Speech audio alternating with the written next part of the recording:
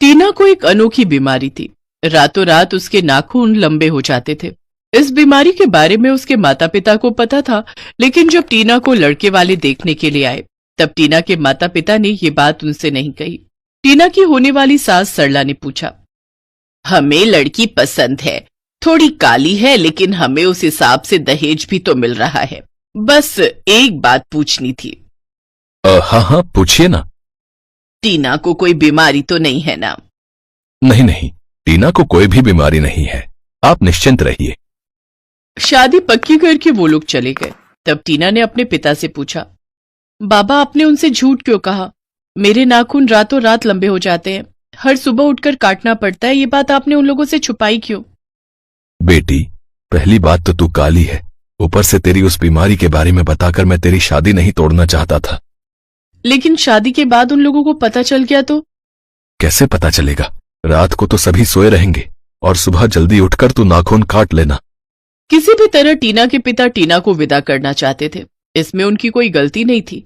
एक जवान कुंवारी लड़की के पिता को बहुत कुछ सुनना पड़ता है। टीना की शादी पक्की हो गई। 1 महीने के अंदर उसकी शादी हो गई और वो ससुराल चली गई। रात को उसका पति जब गहरी नींद में था तब टीना की आंख खुली हुई थी। उसे नींद नहीं आ रही थी। मैं सो जाऊंगी तो मेरे नाखून बड़े हो जाएंगे, मुझे नहीं सोना, मुझे नहीं सोना है। लेकिन कब तक? कुछ ही देर में उसे नींद आ गई और वो सो गई। उसके नाखून बड़े होने लगे। अरे ये क्या चुभ रहा है? क्या चुभ रहा है ये? टीना की नींद टूट गई। उसके नाखून उसके पति को चुभ रहे थे। अरे बाप रे, इसी का डर था। अच्छा हुआ कि उनकी नींद नहीं खुली। अगले दिन सुबह जब टीना नाश्ता बनाकर सभी को सर्व कर रही थी तब उसकी ननद पायल ने कहा, वाह भाभी, आपके नाखून तो बहुत सुंदर है। मैं कब से ट्राई कर रही हूँ लेकिन मेरे नाखून बढ़ ही नहीं रहे हैं। मत बढ़ाओ, बड़े नाखूनों से परेशानी बढ़ती है। लेकिन दिखने में तो सुंदर लगता है ना। आप बताओ ना भाभी, मेरे नाखून कैसे बढ़ेंगे? मुझे नहीं पता पायल, मेरे नाखून तो अपने आप बढ़ जाते हैं। टीना की सास सरला ने कहा, बहुत हुई नाखूनों पर चर्चा। अब जाओ बहू, दोपहर का खाना बनाओ और तू कॉलेज जा। पढ़ाई लिखाई तो करती नहीं है, चली है नाखून बढ़ाने। टीना खाना बनाने के लिए रसोई चली गई। टीना को भी नहीं पता था कि उसके नाखून क्यों और कैसे बढ़ते हैं। बस वो जब जब सोती है तब तब उसके नाखून अपने आप बढ़ने लग जाते हैं। दोपहर को वो खाना खाकर सो गई। अभी घर में कोई नहीं है, मैं अभी थोड़ा सो लेती हूँ। उसका पति ऑफिस गया हुआ था और उसकी सास दूसरे कमरे में रेस्ट कर रही थी। तभी पायल कॉलेज से घर चली आई और टीना के कमरे में घुस गई। टीना नींद में थी और उसके नाखून बढ़ गए थे। हाथ से लंबे नाखून थे और वो देखकर पायल डर गई। ये क्या भाभी, ये क्या? पायल की चीख सुनकर टीना की नींद खुल गई। ये क्या पायल, तुम यहाँ क्यों आई? ये क्या भाभी, आपके नाखून इतने लंबे कैसे हो गए? प्लीज धीरे बोलो पायल, माँ जी सुन लेंगी। बैठो आराम से, मैं बताती हूँ। पायल बैठ गई। टीना ने उसकी बीमारी के बारे में सब कुछ कहा।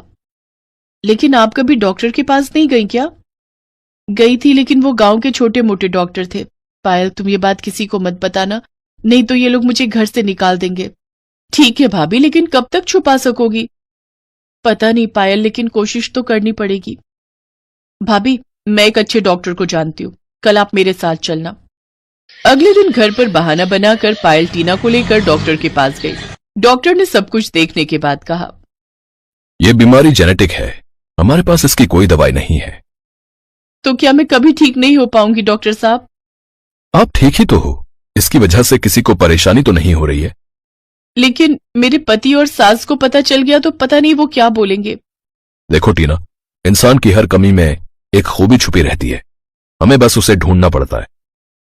लेकिन लंबे नाखून लेकर मैं क्या ही करूंगी? मैं तो बहुत परेशान हूं इन नाखूनों की वजह से।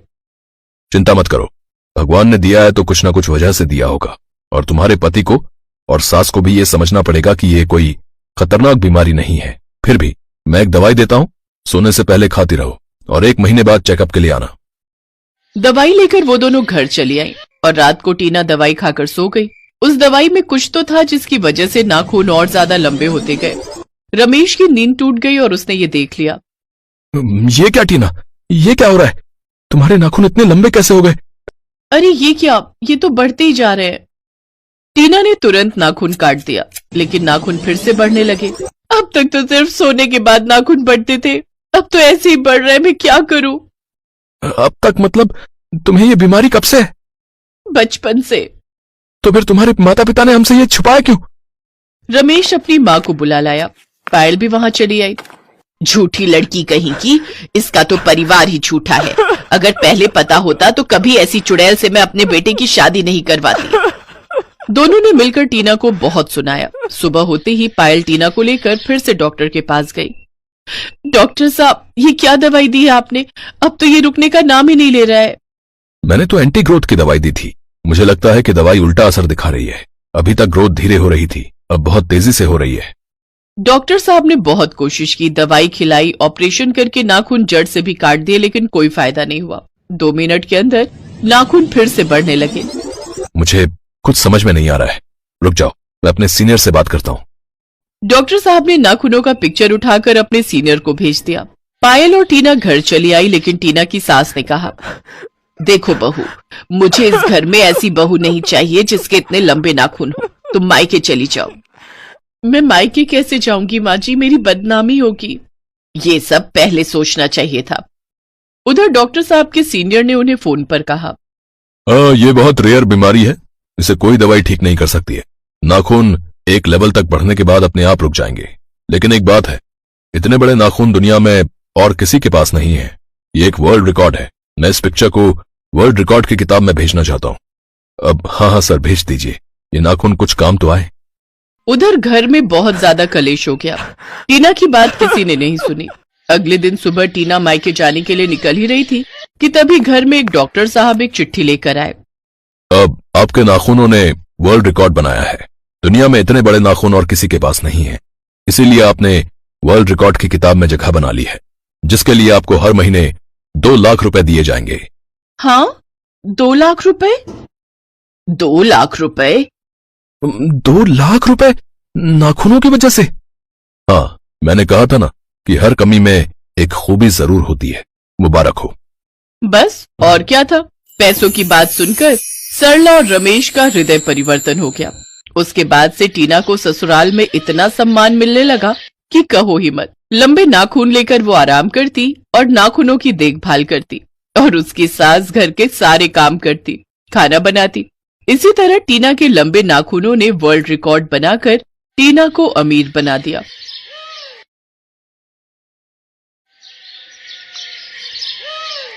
एक रोज कुंती रोज की तरह मंदिर से घर आती है। तभी उसे अपनी बहू के कमरे से किसी के जोर जोर से हंसने की आवाज आती है। कुंती जब कमरे में जाकर देखती है तो उसकी 7 महीने की पोती अपने आप हवा में उड़ रही होती है और उसमें से एक औरत की आवाज आ रही होती है। वो जोर जोर से हंसते हुए हवा में उड़ रही थी। ये नजारा देख कुंती हैरान रह जाती है। तभी औरत की आवाज उस कमरे में गूंजती है, अब क्या हुआ बुढ़िया, तेरे हाथ पैर क्यों कांप गए? तेरे कर्मों का फल मिलने का समय आ गया है। डर के मारे कहाँ भाग रही है? कुंती बिना कुछ सुने जोर जोर से भागते हुए उस कमरे से बाहर चली जाती है, लेकिन उस बच्चे का शरीर हवा में उड़ते हुए उसका पीछा करता है। आखिर कौन है कुंती और क्यों उसी की पोती उसकी जान लेने पर तुली हुई होती है? इस कड़ी को विस्तार से जानने के लिए आइए कहानी की शुरुआत में चलते हैं। बात तकरीबन 2 साल पहले की है। कुंती अपने पति राजेश्वर और इकलौते बेटे संभव के साथ रहती थी। कुंती और राजेश्वर का स्वभाव शुरू से ही लालची किस्म का था। वो हमेशा एक अमीर घराने की बहू अपने बेटे के लिए चाहते थे ताकि उन्हें अच्छा खासा दहेज मिल सके, लेकिन संभव का स्वभाव अपने माता पिता से बिल्कुल अलग था। एक रोज कुंती बाजार गई होती है कि तभी वहां पर वो संभव को किसी लड़की के साथ हंसते खिलखिलाते हुए देख लेती है। घर आकर वो संभव से पूछती है, कौन है वो लड़की जिसके साथ तू बाजार में घूम रहा था? माँ, उसका नाम रचना है और मैं उससे बहुत प्यार करता हूँ और शादी भी उसी से करूंगा। तेरा दिमाग खराब है? वो दिखने से किसी गरीब घराने की लड़की लग रही थी। सिर्फ शक्ल सूरत ही मायने नहीं रखती, जीवन में पैसा होना भी जरूरी है। और वो गरीब दहेज में क्या ही लाएगी? अरे भाग्यवान, क्यों गुस्सा होती हो? एक बार लड़की के माँ बाप से मिल तो लो, क्या पता ऊंचा घर देखकर दहेज देने के लिए तैयार हो जाए।